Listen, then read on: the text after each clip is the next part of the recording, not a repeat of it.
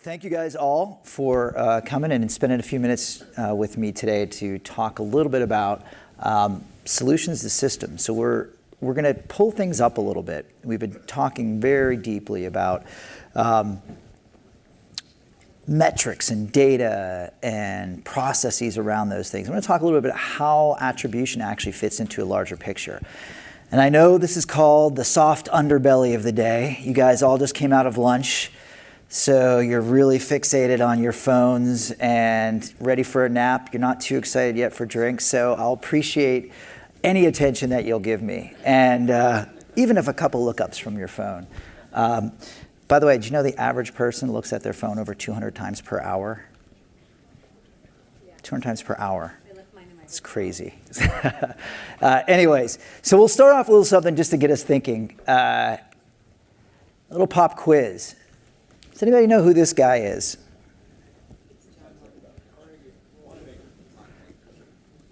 Good guess. Good guess. You might lead to my next point.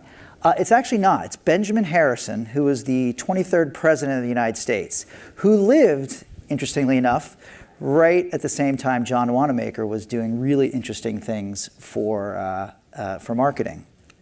Anybody know who this guy is? He's the next president of the United States. Anybody know what they have in common? They both lost the popular vote, and they won the electoral vote. And they also have in common, was as someone mentioned earlier, they live in a time where this still remains true for many marketers. Half of my dollars are wasted. Wanamaker lived at the same time as Benjamin Harrison did.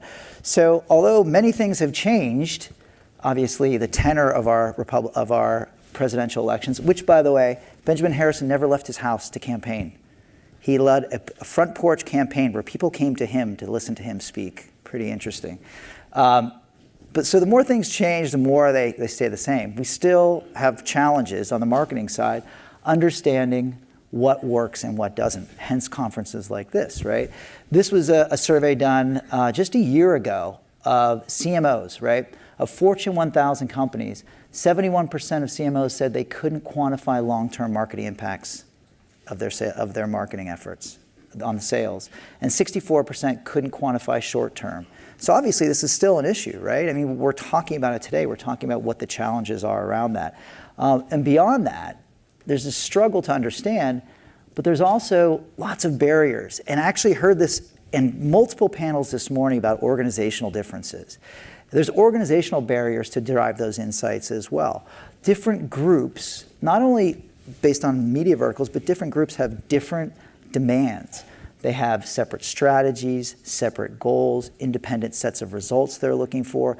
So not only is there this challenge, existentially of how we make these things work, there's a challenge with the people who use them and the technology that brings everything together. So we're talking about attribution, right? That's one piece of the big puzzle.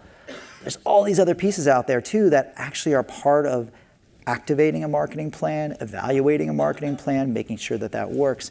And in most cases, they're very disparate. The point of the title of the conversation today is Solutions to Systems. Many companies you've seen up here are still looking at the world on a solution basis, which is I have an independent point solution here, I have one here, I have a team in this office over here that wants this point solution. This is why there are still challenges with driving real insights. Hence, one of the solutions we see out there are the growing emergence of marketing clouds, which tackles not all of the issues, but two key ones. The first being bringing people together into a single system that can handle many of their goals, right? And also have a single workflow around that, as well as a technology platform that can not just handle one aspect of the insight pool, so attribution, but the full cycle from planning to activation to that analysis and pulling it back again into that system. That's where we see marketing clouds playing a really important part of providing better insights, and again, being a key place where attribution solutions plug in. So over the next couple minutes, I'm going to talk a little bit about how we see marketing clouds working, where they're working in how they're working in the environment, and this cycle of planning, activation, and analysis, and what kind of results it's yielding. This is a lot going on in this slide, but I think it's really critical to understand, particularly when it comes to attribution, because attribution doesn't live in a vacuum, or it shouldn't. There are effectiveness studies or other things that may live in a vacuum, but the reality of it is, if the results of that solution can't be put into a workflow and be part of a broader system of planning, activation, and constant optimization and analysis, it's really not doing much more than it did 20 years ago, even if it is digital and even if it is real time. I heard a quote this morning, and I've been using this word around, the democratization of data, right? And someone mentioned, well, there's a democratization of applications as well. That's where marketing clouds really come in. Because different people can plug into a marketing cloud, you're pushing the barrier of actually accessing and using data down pretty low into different parts of the organization. It's not stuck in a research part of the organization anymore, because different people want access to that data, but they also now have the tools to use it. A good example of this type of workflow in a marketing cloud that includes planning and activation and analysis tools starts with the building of an omni-channel plan that then gets to be activated on an individual level. And activation means really taking that plan and bringing it down to the individual, building segments around those users, and then pushing those segments out to multiple different types of media, and then analyzing those results. And this is where the magic starts to happen, right? Once we can pull those results out from something like an MTA tool or a really efficient mix model, if it can be done on an individual basis, or the results on an individual basis, we can start to create a virtuous cycle of optimization, right? And we're doing this today, and many companies are doing this today, in which we can take attribution results on an individual basis, push them back into the activation cycle, and optimize on a continual basis. And I'll talk a little bit about how all of this is being done in the real world. So this is not conjecture. This is being done through marketing clouds today. If we take the first step of that as planning, think of building a plan, not in the traditional way. There's obviously the media planning part, but planning based on what types of audiences I want to build. And that starts with building a complete profile of a consumer. That means capturing every data point that you can before you even do anything else and amassing that in one place. So what you know about them, what third parties know about them, what you're able to pull from your CRM files, assembling all of that into one place acts as the basis for any plan that you're going to do. From there, you're able to build segments against those users, also model segments against those users, and create an activation entity, something that you can use to actually deliver media against that you'll eventually measure through your attribution solution, right? But if you're doing this all in the same backbone, you're pulling from the same data sets. The delivery of that data from to the individuals is critical. In the same way that measurement needs to be omni-channel, right? Delivery of a consistent message to that segmented user across multiple channels is also critical, right? And delivery today means not just digital and not just linear, but the combination of both. And the ability to deduplicate audiences and ensure that you're finding the right audiences across those different channels is critical. Now we get into the meat of things. So once I've been able to build an audience, plan against it, deliver against that audience, it's the analysis that really comes to play. And that's really 99% of the day today for you guys, that you're really understanding is where the analysis comes, what the analysis is all about. In the case of a good marketing cloud, that analytics piece, that whether it's an MTA solution or some type of really rich sales effect solution, will be part of the same marketing cloud backbone. Why that's important is because it can recognize the data that we've put into planning, into segmentation, to actually acknowledge those same users, right, and start tracking them over time. And B, probably most importantly, is the ability to optimize continuously, right? If you're doing analytics or attribution in a vacuum, the ability to continue to optimize on those same audiences gets really, really hard. Marketing clouds bring all of this stuff together. And that's why marketing clouds are gaining so much traction, whether it's Oracle or Adobe or Nielsen or lots of other companies out there doing this. The reason why is they're able to pull these assets together and allow for this continual optimization cycle, right? And it's pretty magical because when you think about it, we're now able to optimize on results through the results that come real time in many cases, optimize those in a real time fashion as well. And what that means is pull them into machine learning systems, right? Where we can look at what's been working on a media perspective against what audiences, pull those audiences into our system and start learning real time on how we're changing messaging and how we then rebuild those segments or rebuild those audiences against those results. When that comes into play, you have the ability to then, in real time, continue to scale those models over and over again, and scale the users that you reach against those models into a broader and broader audience. The interesting thing about this is we're now in an era where we can do things like in-stream modeling and continuous learning, because the data that we're getting, a data panel just came out of, said there's a lot of challenges with timing with data.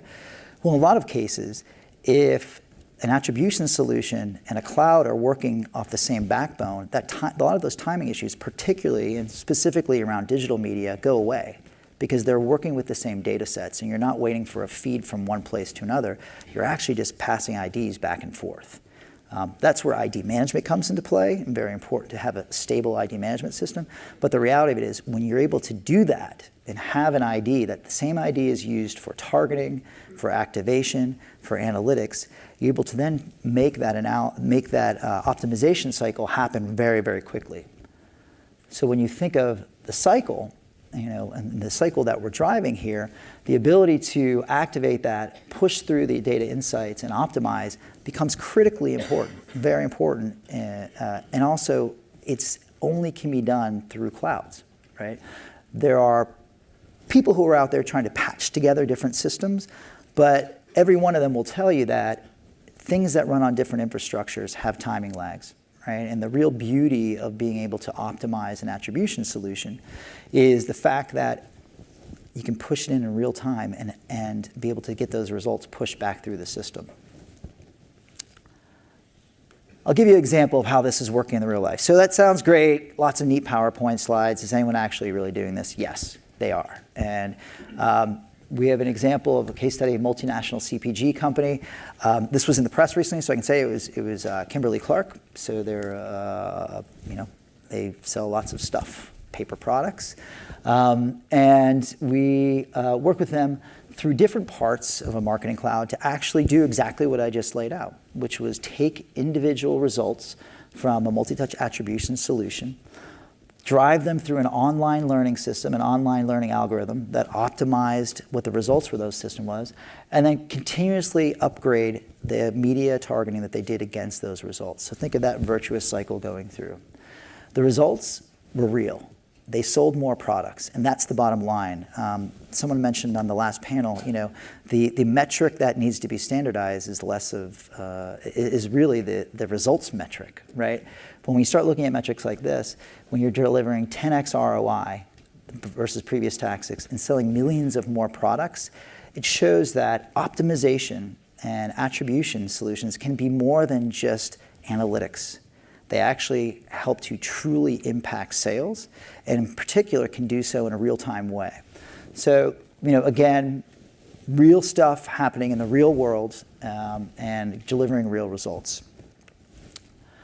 So I promised I would stay on time, and I'm actually on time with a couple minutes for questions, but I wanted to cap with another point of something other interesting. Anybody know what this is? I'll give you a couple clues. It came out the same time as John Wanamaker had his famous quote. It's one of the first electric cars, 1888. It was called the Friedrich Elektrowagen, very catchy name, made in Germany. It was one of the first electric cars, 1888.